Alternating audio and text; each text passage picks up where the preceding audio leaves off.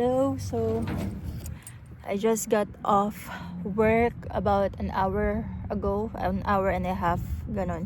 Tapos, ayun, the kids wanted to go to the park kasi, kaya we're here, naglalaro yung kids dun sa, nakakita sila ng sand. I think that's for parang beach volleyball, ganon. Anyway, ayun, update ko lang kayo regarding dun sa nawala akong package from Amazon. Kanina kasi sakto, nung palabas na kami papunta dito sa park, may dumating na another package kasi nga nagko-konti-konti na akong shopping ng mga things sa bahay. And then ayun, sakto kanina dumating yung isa ko pang delivery bago kami umalis. Tapos ayun, tinanong ko na, sabi ko dun sa nagde-deliver na nawalan nga ako ng package, ano ba pwede ko magawa about it. Tapos yun, sabi niya, alam mo, kontakin mo lang yung Amazon, they will replace it. Yun yung pagkasabi niya. So actually, hindi na ako nag-expect ng or naghahanap ng replacement sana kasi umorder na ako ng panibago. Actually, ibang design yung in-order ko. Pero, wala lang. Parang mas nagustuhan ko na yung design nung nakita ko yun. So, in-order ko na yun. And then, wala lang. Naisip ko lang na if ever sasenda nila ako ng replacement, okay na rin siguro. Bibigay ko na lang siguro sa mami ko para gamitin nila sa bahay or something ganun. Pero yun, nag-chat ako sa Amazon. May option naman pala doon na para mag-refund instead of replacement. Ayun, so sinabi ko lang, parang ang bait nga nung naka-chat ko. Parang tinanong niya lang ako na anong nangyari, gano'n. Hindi, sabi ko lang na na-notify ako na deliver na daw, may picture na sinend, pero pag uwi ko ng bahay, wala yung package ko dun sa place na pinag-picturean nung delivery, gano'n. Tapos yun, sabi niya lang, I'm sorry to hear that. So, gusto mo refund ba or replacement, gano'n. So yun, sabi ko lang refund please kasi umorder na ako ng panibago. Ayun, tapos sabi niya lang, okay, hold on, gumanon lang siya. Tapos ayun, maya nag-message siya ulit na 3 to 5 business days daw i-refund na nila sa card ko yung yung nawala ng package. Wala, ganun kadali lang, hindi man lang siya nang hingi ng proof, ganun or anything else, basta kunento ko lang kung ano nangyari. Ayun, wala lang, natuwa lang ako. Ganun kadali kasi parang pag sa Shopee, naalala ko dati pag magre-return ka ng item, ang dami pang ang dami pang pasikot-sikot. But anyway, ayun, nilalamig ako. Nandito kami sa park ngayon eh. Pero grabe yung dalawang anak ko, naka t-shirt and na lang na sila. Hindi na sila nagja-jacket. Pero syempre may times pa rin na malamig pa rin, ganun. So, ayun, nagja-jacket pa rin sila. Pero ngayon, kasi I think around 11 degrees ngayon. So, ayun, nasasanay na sila. Hindi na sila masyadong giniginaw. Nilalamig na lang sila pag nag 3 degrees, ganun. Kasi minsan, sa madaling araw, 3 to 4 degrees yung weather dito. Grabe. Anyway, ayun nga, wala lang. Gusto ko lang magkwento. Wala naman talaga ako i-update. Pero hopefully this week, ma-upload ko tong vlog na to. Yun nga, waiting na lang ako doon sa isa pang package, yung toy storage ng kids ko, para masama ko dito sa vlog na to. Para, lahat ng pagbibuild ng furniture, ganon, and everything nandito. Tapos yung reviews ko about Amazon and Walmart online shopping or online delivery, kung kamusta yung mga items nila, yung furniture, ganon. So, yun na, ilalagay ko sila lahat dito sa video na to. By the way, random lang, naisip ko na parang gusto ko mag-start ng urban gardening sa bahay namin. Wala kaming malaking space, especially yung sa garden area, pero sabi nila parang pwedeng gawa ng paraan. Mga small lang, like tomatoes, mga sili, gano'n. Tignan natin. Baka meron marunong sa inyo. Let me know. Comment down below. Turuan nyo ako kung paano. Can we have ice cream? No. Nasa lang ice cream? Can we make ice cream? Wala na ice cream, baby, oh. Tsaka lamig-lamig. May ice cream tayo sa bahay. Halika na. Uwi na tayo.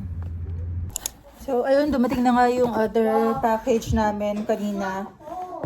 Bago kami pumunta ng park. So, sana hindi to basag. So, ano na to? Ano lang naman, lalagyan lang ng mga salt, ganun. Pero, ayun. Cutie. So, I'm trying to build up the aesthetic na rin ng bahay. Aesthetic. Wala naman talaga kaming aesthetic. Pero, ayun nga, I'd like to have na coherent yung mga decor sa bahay, ganun.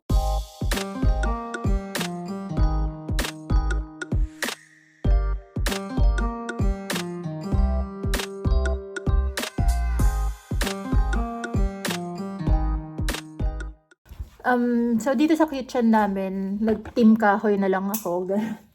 Pero dito sa first floor, more on ano talaga, more on kahoy and black metal yung mga aesthetic na ginagawa ko. Ganun. It's not really my aesthetic, pero since most of the furniture na nabigay sa amin is dark wood with black metal na, ayun. So, inisip ko, syempre, babagayan na lang na namin yun, diba?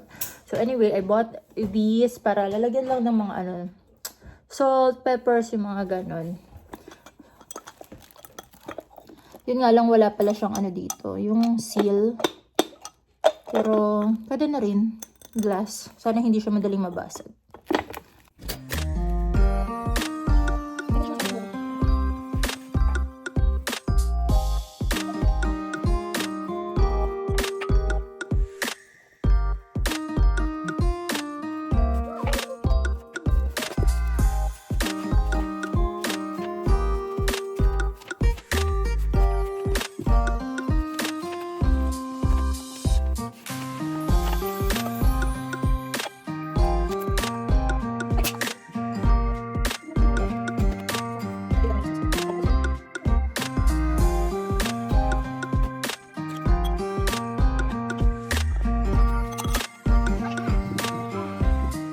Nothing too exciting, pero ayun, nilagyan ko na ng salt and then ground pepper. Tapos lalagyan ko sana ng peppercorn to, yung buo. Pero yung lalagyan kasi namin ng peppercorn ngayon, may grinder siya. So, sayang naman kung ita-transfer ko dyan.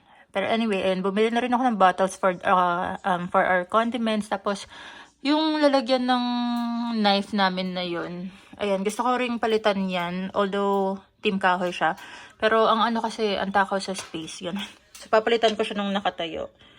Ayan. So, next time, ang bibilhin ko na lang is yung salt na yung nakapack. Yung hindi na nasa, hindi na yung ganitong lalagyan. Ayan. Medyo, rin kasi siya eh. Medyo taco space din yung lalagyan. But anyway, ayan. Slowly but surely, ayusin na natin yung house. Hi! So, dumating na yung toy storage ng kids. So, nandito ako ngayon sa bedroom nila. Sorry na, haggard na naman tayo, girl. Ayan, kasi kakauwi ko lang galing work. And actually, medyo masama yung pakiramdam ko. Pero, dumating nga tong package. And I want to start building it now. Para mamayang gabi, tuloy-tuloy na yung pahinga ko. Kasi may pasok pa ako ulit tomorrow morning. Ayan, nandito ako sa bedroom ng kids ngayon. So, pasensya na sa kung anumang kalat yung nakikita nyo. Hindi pa ako nagliligpit dito. Kakauwi lang din nila from school. But anyway, ayun nga, I want to get this started na. Medyo mabigat siya. Sa baba ko sana siya gagawin para mas maluwag-luwag sa living room. Kasi itong ang room ng kids, ayan, small. As you can see, ayan lang yung door, tas wall na. Ito lang yung bed nila. And then just a small space here. So, ito yung toy storage na ilalagay ko dito sa corner sa may window nila. So, hopefully, sakto siya doon. Sinukat ko medyo sana tama yung pagkakasukat ko. Anyway, ayun nga. Simulan na natin to.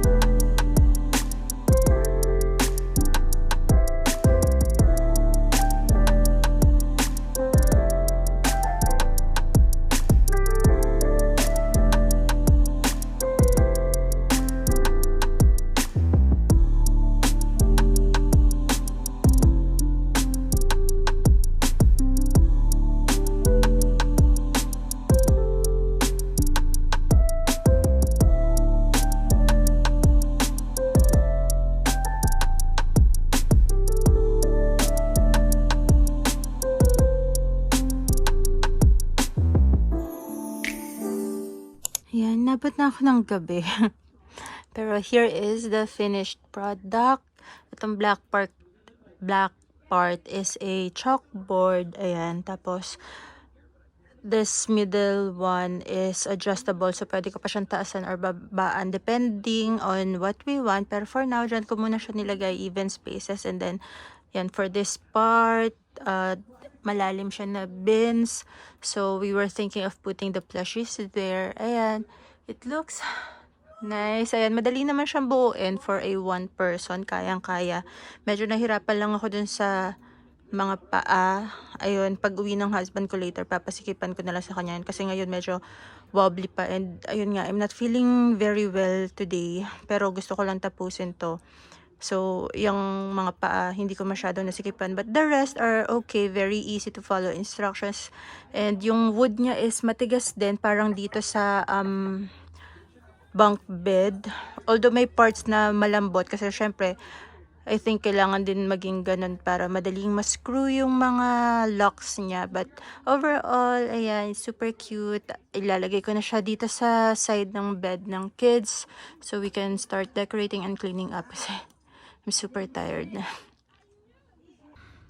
Here is how the toy storage turned out. It's a lot smaller for the space than I imagined. Pero that's okay. At least we have a few spaces. Hindi siya yung nakasiksik talaga sa bed and sa wall. So, ayan, we put some of Aiden's books there and then yung plushies ni Kayla. And then on top, ayan yung mga collectibles ni Kayla because she's starting to collect some AFMAO things. Ayan, kung ano man yun. Basta yun yung mga naka-decorate sa taas. But anyway, it looks cute. Pwede na rin para sa spot niya and sturdy enough to hold the books. Yun nga lang yung book, hindi pala siya kasya nang nakapatayo. Kaya ganyan, pahiga lang muna. And that's just some of Aiden's books. Hindi pa namin natatry na punuin ng books yan. But Aiden has a lot of books. So, pinili lang muna namin yung mga, ano niya, TBR list niya. Ayan, yung mga to be read niya nandiyan lang para madali lang niya makuha and then he can read on his bed. But anyway, the kids are happy with it. I'm happy with it. So,